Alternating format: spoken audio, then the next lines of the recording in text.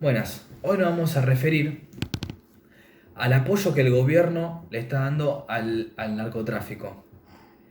Nuevamente, un gobierno se encuentra realizando acciones y declaraciones que van en línea con favorecer el narcotráfico. Muchos lo hacen de forma tácita, aunque la mayoría lo hace de forma explícita.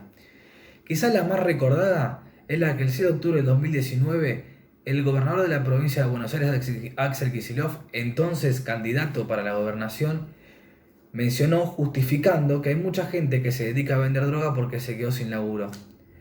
Eso lo dijo textualmente así. Sin embargo, quien más polémica ha causado por sus declaraciones fue el hoy ministro de Seguridad de Axel Kicillof, el ministro de Seguridad bonaerense Sergio Berni. De Sergio Berni se pueden encontrar muchas declaraciones polémicas al respecto. Yo me limité a hablar de tres declaraciones que me parecen las más importantes y las más polémicas e incluso las más graves, y voy a ir explicando por qué. La primera declaración dice: la consecuencia del narcotráfico no es el consumo, las consecuencias son la violencia, la corrupción y la ruptura del orden social en los lugares donde se enquista el narcotráfico. En primer lugar, estamos de acuerdo. El narcotráfico genera violencia, destapa la corrupción y genera cierto desorden social, o un gran desorden social. Pero lo que es acá es desconocer la cadena de cómo funciona el tráfico de narcóticos. Por acá está evitando mencionar que como consecuencia del narcotráfico se genera el consumo. Algo que él está diciendo explícitamente que no es así. Y por ello se entiende que desconoce completamente cómo funciona la cadena y cómo se alinean los eslabones de esa cadena.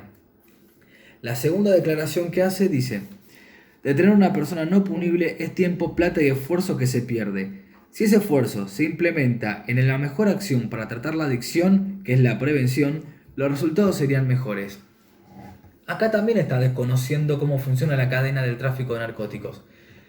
¿Por qué lo digo? Porque acá está diciendo que si usamos los recursos que se utilizan para detener a una persona que no es punible por el consumo de estupefacientes, y digamos, esos recursos los utilizamos en tratar las adicciones, habría un mayor rendimiento en la lucha contra el consumo.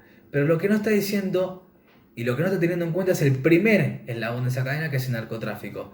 No hace falta ser un gran analista para darse cuenta que el narcotráfico genera consumo, el consumo genera la adicción.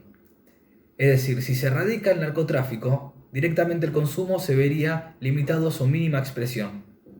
Algo que se ve el ministro de Seguridad bonaerense desconoce completamente. Y la tercera declaración que hace, que a mi entender es la más grave, dice: si vamos a legalizar la comercialización de una droga ilícita, ¿por qué hablamos de la marihuana y no de todas las drogas? Es una hipocresía. Esto no lo dijo en chiste, esto lo dijo realmente. Si lo hubiese dicho en joda, bueno, vaya y pase, pero realmente cree esto. Realmente cree que si estamos hablando de despenalizar o de legalizar el consumo de marihuana, podríamos hablar de legalizar el consumo de todo tipo de drogas. La marihuana, bueno, se habla que es una droga blanda, pero también estás hablando, si hablas de todo tipo de droga, hablas de lo que se conoce como droga dura. Estamos hablando de la cocaína, el LSD, el éxtasis, qué sé yo, otro tipo de drogas. No obstante, todas estas declaraciones no se resumen solamente a los límites de la provincia de Buenos Aires. Dicho sea de paso, el 19 de junio del 2019, el hoy presidente de la República, Alberto Fernández, que entonces en ese momento era precandidato y se encontraba enlistando en lo que luego llegaría a ser una victoria electoral, dijo que había que revisar las prohibiciones contra el consumo de la marihuana, ya que fracasó la guerra contra la droga. Acá estoy usando la premisa básica que dice que si no podés contra ellos, úneteles. Con esa misma premisa podríamos decir que no podemos contra el delito, legalicemos el delito. No podemos contra los homicidios, legalicemos que todos maten a todos. La verdad no tiene mucha elocuencia el argumento del hoy presidente. Todo esto igual se resumen en declaraciones. El problema es cuando esas declaraciones se llevan a los hechos y a la realidad, que de eso se encargó y se está encargando la ministra de Seguridad de la Nación, Sabina Frederick.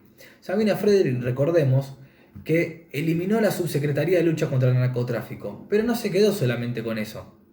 sino que además desmembró las fuerzas de seguridad y desactivó la auditoría del Ministerio de Seguridad de la Nación.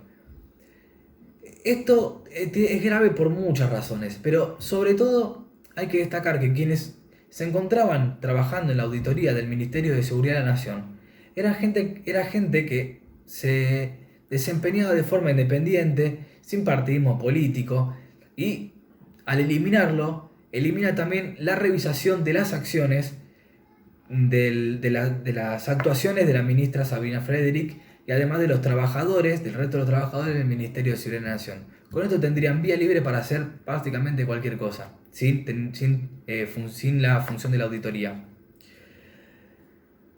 Entonces uno se pregunta, ¿por qué un gobierno se dedica a proteger al narcotráfico? ¿O por qué bancan a narcos de gran talla como Aníbal Fernández? Aníbal Fernández, recordemos, hoy está al frente del yacimiento carbonífero Río Turbio, un lugar bastante emblemático para el kirchnerismo. La primera causa que tiene Aníbal Fernández por narcotráfico data del año 94, una causa de la que bien se refirió el director de Tribuna de Periodistas Cristian Sanz en la mesa de Mirta Legrand. Sí. Pero nosotros, fíjate, tuvimos un jefe de gabinete que era el tercer cargo en importancia en la Argentina, que es narcotraficante. Y el tipo está libre, y el tipo vende droga, es decir... ¿Vos y te puedo contar, así directamente? pero totalmente. Tiene su primer causa por narcotráfico desde el 94, él siendo intendente de Quilmes. Él era parte de una facción del peronismo que se llama la Liga Federal en Quilmes, de la cual, bueno, él resultó siendo intendente. Y un día hacen un allanamiento en Estadio Chico, que es el lugar emblemático de la Liga Federal, estaban embolsando cocaína para llevar a los colegios. Esto lo contás en tu libro. Exacto, eso lo cuento. Sí, lo contás. Pero no nos quedamos solo con eso. Digamos, también hay dos personas que comparten el gobierno con Aníbal Fernández que lo vincularon directamente al narcotráfico. Estas dos personas son el canciller Felipe Solá y el ministro de Desarrollo Social Daniel Arroyo. En el año 2015, cuando se encontraban peleando por la gobernación del Frente de Masa, peleando por la gobernación de la provincia de Buenos Aires y por la vicegobernación, en el spot de campaña había un eslogan que decía drogas sí, drogas no, y lo vinculaban directamente y lo mencionan expresamente a Aníbal Fernández en ese spot de campaña. Si vos llamás a la provincia y ves algunos candidatos a gobernador, te preocupás, ¿no es cierto? Yo la verdad que sí, yo la verdad que lo que siento es que la mamá y el papá en la provincia de Buenos Aires, que está preocupado por la inseguridad, que está preocupado por los robos, que está preocupado porque se vende droga en el barrio, debería pensar en serio si Aníbal Fernández es la persona para manejar la policía bonaerense, que es manejar el cuidado de nuestros hijos. Cuando apagamos la luz y nos quedamos a solas, pensamos en serio. Bueno, imaginen a Aníbal Fernández conduciendo la provincia.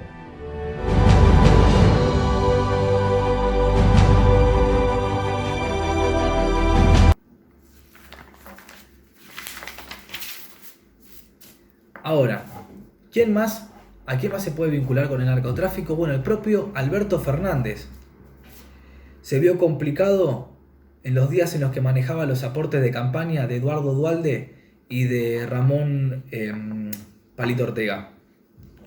Se trataban de fondos que se demostraron que provenían del narcotráfico colombiano.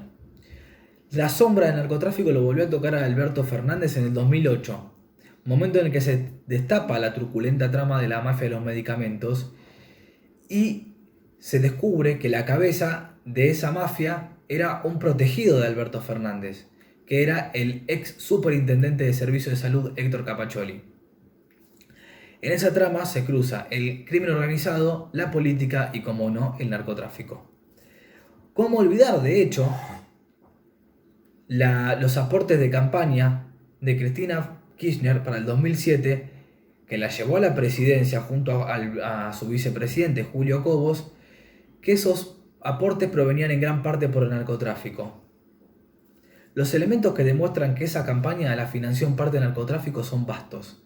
Y de hecho, se cree que el Chapo Guzmán fue quien financió un tercio de la campaña del Frente para la Victoria de Cristina Fernández y de Julio Cobos.